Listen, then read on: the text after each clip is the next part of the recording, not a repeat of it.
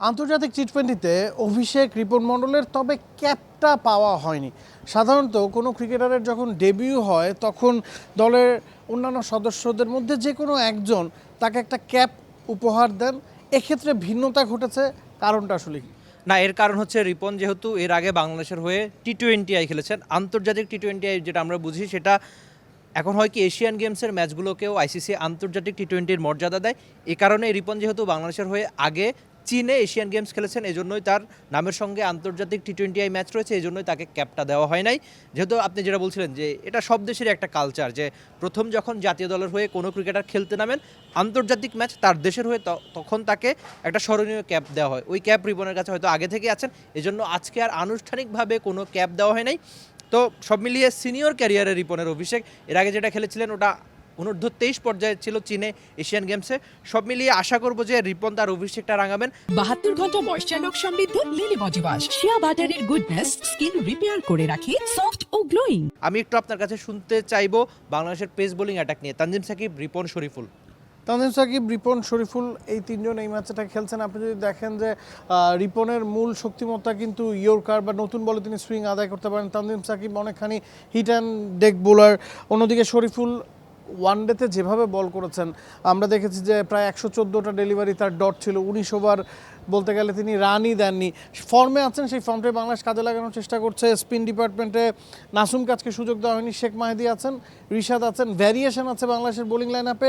এবং ব্যাটিং অর্ডারটা আমরা আসলে জানতামই যে কী হতে যাচ্ছে, কোন 6জন স্পেশালিস্ট ব্যাটার খেলতে যাচ্ছেন। এই উইকেটের দিকে যদি আমরা তাকাই, উইকেটটা দুদিকে কিন্তু সমান না, একদিকে 59 মিটার, একদিকে 65 মিটার। স্ট্রেট বাউন্ডারিটা আবার যথেষ্ট লম্বা, 76 মিটার। এবং 2025 সালে এখানে ফার্স্ট ইনিংস এভারেজ স্কোর 155।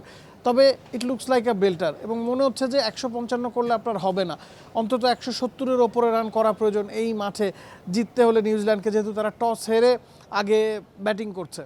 না, আরেকটা ব্যাপার, টস জিতলে কিন্তু নিউজিল্যান্ডও আগে ফিল্ডিং নিত, কেননা আমরা যে সাগরিকার প্রেস বক্সের ছাদের উপর দাঁড়িয়ে আছে, এখানেও প্রচণ্ড বাতাস একটু আগে, তো কখন আসলে হুট করে বৃষ্টি নেমে আসে। আর এসব ম্যাচে বৃষ্টির কারণেই কিন্তু আগে ব্যাট করাটা একটু খানিকটা রিস্কি, যে ডিএল ম্যাচের ইস্যু আসতে পারে। আর বাংলাদেশের বোলিং অ্যাটাক নিয়ে আপনি যেটা বলেন তার সঙ্গে ছোট্ট করে একটু অ্যাড করতে চাই যে যেহেতু এই এমন কন্ডিশনে 3জন পেসার আপনাকে রাখতেই হতো, আর এই উইকেট আমরা জানি যে আগের অতীত পরিসংখ্যানও যদি দেখি পেসাররা দারুণ করে। সব মিলিয়ে উইকেট ঠিকঠাক রয়েছে ব্যাটারদের জন্য, ভালো উইকেট বা বৃষ্টি যদি না আসে তাহলে আমার মনে হচ্ছে যে সব মিলিয়ে এই ম্যাচটা বাংলাদেশের দারুণ করা উচিত।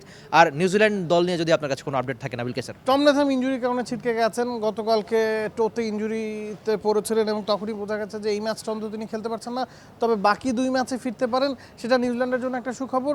তবে এই ম্যাচের সবশেষ আপডেট হচ্ছে যে বাংলাদেশ দল রিপন মণ্ডলকে খেলাচ্ছে, স্টার্টিং লাইন আপে তিনি আছেন। টসটা বাংলাদেশ জিতেছে, লিটন দাস নিউজিল্যান্ডকে ব্যাটিংয়ে আমন্ত্রণ জানিয়েছেন, এবং আপনি যতটুকু দেখতে পাচ্ছেন যে কোনো সময় বৃষ্টি একটা সম্ভাবনা আছে। সেক্ষেত্রে ম্যাচটা ডিএল মেথডে করালে আপনি পরে ব্যাটিং করলে আপনি জানবেন যে আপনার স্কোরটা কত এবং কত রানের টার্গেট আপনাকে চেজ করতে হবে। So advantage team Bangladesh.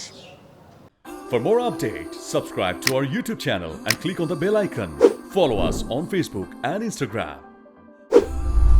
Download T-Sports app to enjoy exciting games and highlights. Visit tsports.com.